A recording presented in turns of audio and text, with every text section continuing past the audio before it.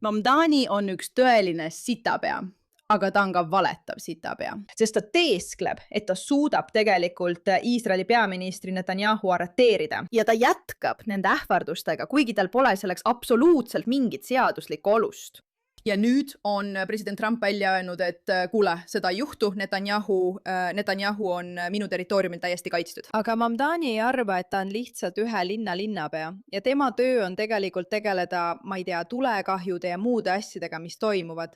Sest praegu New Yorgis tegeletakse tõesti hullumeelsete asjadega. Ei, ta arvab, et tema on see mees, kes peab Iraaniga läbi rääkima, peaministreid arreteerima ja tegema julgeid avaldusi, mille suhtes tal tegelikult puudub võim midagi ette võtta.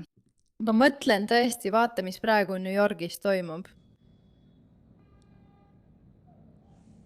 Pole selge, mis selle tulekahju taga on, aga mõte on sama.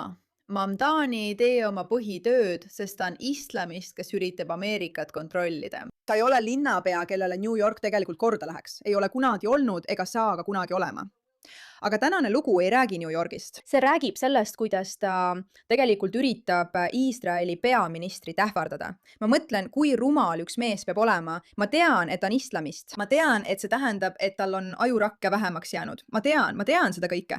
Aga ikkagi selleni välja, et sa tõesti arvad, et suudad Trumpile vastu hakata. Ja kui ma ütlen ähvardama, siis ma mõtlen, et ta tõesti ähvardab teda. Vaata seda videot. Ma mõtlen, see mees on nii enesekeskne, et sa ajab mind lausa öökima ja keegi peaks selle vuntsi ära ajama. Pole midagi, mida ma mehe juures rohkem vihkaks kui vuntse. Kui jutt käib Benjamin Netanyahust, siis räägime kellestki, kelle suhtes on rahvusvahelise kriminaalkohtu vahistamismäärus. Ja tema suhtes on see vahistamismäärus välja antud väidetavate inimsusvastaste kuritegude, sõjakuritegude eest ning ta on Iisraeli peaministrina Gaza palestiinlaste genotsiidi arhitekt. Need ei põhine minu isiklikul hinnangul. Hea töö, Mamdani. Sa suutsid kasutada sõna otseses mõttes kõiki islamistliku käsiraamatu märksõnu. Jah, kõiki neid. Sa lihtsalt viskasid need kõik sisse. Ja inimsusvastased kuriteod ja genotsiid ja ICC, kõik need.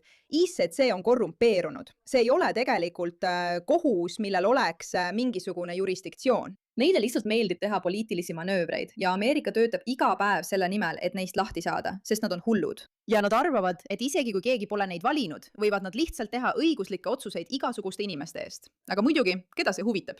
Mamdani on siin, et kaitsta inimesi genotsiidi eest. Mamdani, miks sa ei tegele New Yorgi tänavatega? Miks sa ei hoolitse selle eest, et prügi koristatakse ära? Miks sa ei proovi välja mõelda, kuidas mitte rikastelt varastada ja panna neid kõiki linnast lahkuma? Miks sa ei tegele sellega, millega sa linnapeana tegelema peaksid, selle asemel, et väita, et suudad teha asju, mida sa tegelikult teha ei saa? Sest kõik õiguseksperdid, nagu me kohe näeme, ütlevad sama asja.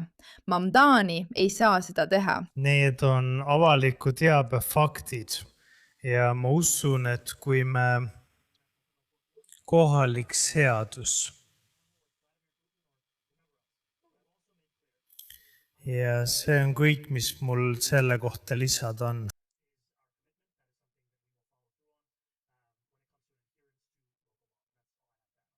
Aitäh ja nüüd anname sõna Heatherile kanalist News 12 ja kas te kaalute veel kellegi arreteerimist sellelt nimekirjalt inimestest, kes on toime pannud rahvusvahelisi sõjakuritegusid? Minu mõte on see, et kui kellelegi on esitatud süüdistus rahvusvahelise kriminaalkohtu poolt välja antud vahistamismääruse alusel, vastus on ei, ta hakkab sulle lihtsalt poliitilist jama rääkima stiilis. Me teeme kõik, mis meie pädevuses on. Ei, sa ei tee Mamdani, sest sa ei saa. Sa ei saa seda seaduslikult teha, sa rumal lehm. Igatahes, see oli solvang lehmade kulmudele. Vabandan. Vaadake, ma tahan teile midagi näidata. Zoran, see tobu. Ma tahan teile näidata Netanyahu vastust ja Trumpi vastust. Idioot. Zoran valetaja. Zoran mulaja. Zoran petis. Mõtlen, jah, täpselt, tal on täiesti õigus. Need kõik kirjeldavad Zoran Mamdani, et ta peaks neid järgmises poliitilises kampaanias kasutama. Ma mõtlen, asi on selles, kuula nüüd. See on endine linnapea Erik, eks? Linna õigusosakonnal ei kulu nädalaid ega kuid, et talle öelda, et tal pole seaduslikke vahendeid. Ta teab seda. Ja kas ta rääkis politseikomissariga? Sest kes siis tegelikult arreteerimised läbi viib? Kas ta teeb koostööd föderaalvõimudega? Nii et me peame mõtlema, kuidas see retoorika on esiteks halb, aga see on ka ohtlik ameeriklastele välismaal. Tead, pärast ametist lahkumist olen ma reisinud erinevatesse riikidesse. Sa ei saa saata signaali, et siin Ameerikas me ei austa ühe riigi suveräänset juhti ja kohaliku linnapeana rääkida selle inimese arreteerimisest. No ma mõtlen, aga täpselt seda Zoran Mamdani teebki. Ta ületab oma pädevuse piire. Ta teeb selliseid julgeid väiteid, et saada tähelepanu neilt rumalatelt, kes neid tõesti usuvad ega tee tööd, et edasi liikuda. Ta ei saa ta tegelikult arreteerida, sest nagu Trump on väga selgelt öelnud. Ma mõtlen, loeme lihtsalt selle säutsu ette. Benjamin Netanyahu. Ma loen selle uuesti ette ilma mikrofoni peale karjumata, nagu te mulle kommentaarides kindlasti ütlete. Benjamin Netanyahut ei arreteerita mitte mingil juhul, kui ta viibib Ameerika Ühendriikides. Ma arvan, et see on üsna selge. Ta võitleb Iraani Islamivabariigi vastu, mis tappis hiljuti 52 000 süütud meeleavaldajat ja on viimased 47 aastat tapnud Ameerika sõdureid ja teisi inimesi. Saad, keda tuleks arreteerida, on need inimesed, kes viisid Iraani sellesse enneolematusse surma ja hävinguspiraali, millega oleks pidanud tegelema juba aastaid tagasi eelnevad presidendid, president Donald J. Trump. Ma mõtlen, et see on üsna selge avaldus selle kohta, kelle poolel Donald Trump on. Kas ta on Netanyahu poolel või Mamdani poolel? Kas ta toetab inimesi, kes võitlevad õige asja eest, või toetab ta islamiste, kes püüavad sotsialismi abil teie riiki hävitada? Ma arvan, et Trump oskab hästi valida ja ta on siin hästi valinud. Kuulame, mida Netanyahu ütles. See kutsus avalikult üles igaüht tapma. Aga tead, keda ta toetab? Hamasi, kes kutsus avalikult üles tapma iga juudi maa peal, kes korraldas selle kohutava veresauna, suurima juutide tapmise pärast holokausti. Ta sisuliselt vabandab Iraani, maailma suurima terrorirežiimi ees, kes kutsus üles president Trumpi ja teiste kõrgete ametnike tapmisele ja nii edasi. Nii et ta on terroristide poolel. Ja ma arvan, et probleem on selles, et ta kas ei tunnista või ei hooli sellest, et need, kes viskavad juute ja Iisraeli, viskavad lõpuks ka Ameerikat. Ja tegelikult arvan ma, et ta salaja riskab Ameerika. Ma mõtlen, jah, tal on õigus. Zoran Mamdani tõesti vihkab Ameerikat, aga see pole eriti salajane. Ma arvan, et see on üsna ilmne, kui väga ta vihkab seda, mille eest Ameerika seisab. Nüüd, vaata see on, ma mõtlen lisaks sellele, et see on naljakas, räägivad sellest nii paljud poliitilised kommentaatorid. Me vaatame seda kohe. Aga kõigepealt loeme, mida see mees on öelnud. Kui ma ütlen see mees, siis pean silmas peaministri bürood. ICC on känguru kohus, millel puudub jurisdiktsioon ameeriklaste või Iisraeli üle. Võits vahistamismäärus peaminister Netanyahu vastu anti välja häbistatud endise ICC prokuröri Karim Khani poolt, vaid mõned päevad enne seda, kui süüdistused tema seksuaalses väärkäitumises avalikuks tulid. See on Khani selge katse avalikkuse tähelepanu kõrvale juhtida ja otsida kaitset uurimise eest. Muide, see kõik on tõsi. See mees, Karim Khan, tõstatas kogu selle teema ja surus selle edasi, kuigi ta poleks pidanud seda tegema, sest ta tahtis, et inimesed räägiksid sellest rohkem kui sellest, et kriminaalkohtu juht, mees, kes teab kurjategijatest sama palju kui härg, on tegelikult ise seksuaalkurjategija.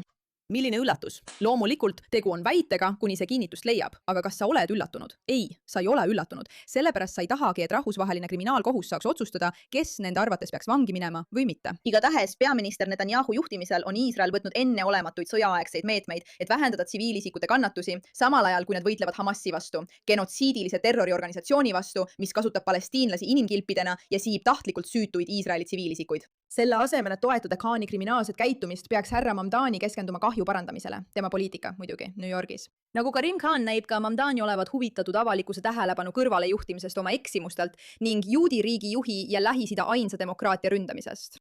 Kas ma võin lihtsalt öelda, et ma arvan, et peaministri büroo suudab paremini. Nad ei pea vastama sellisele rämpsule nagu Mamdani. Nad ei pea sellele üldse tähelepanu pöörama, sest ta on hull, ta ei saa sellega hakkama, ta valetab asjade kohta ja teeskleb, et suudab teha asju, mida ta tegelikult ei suuda.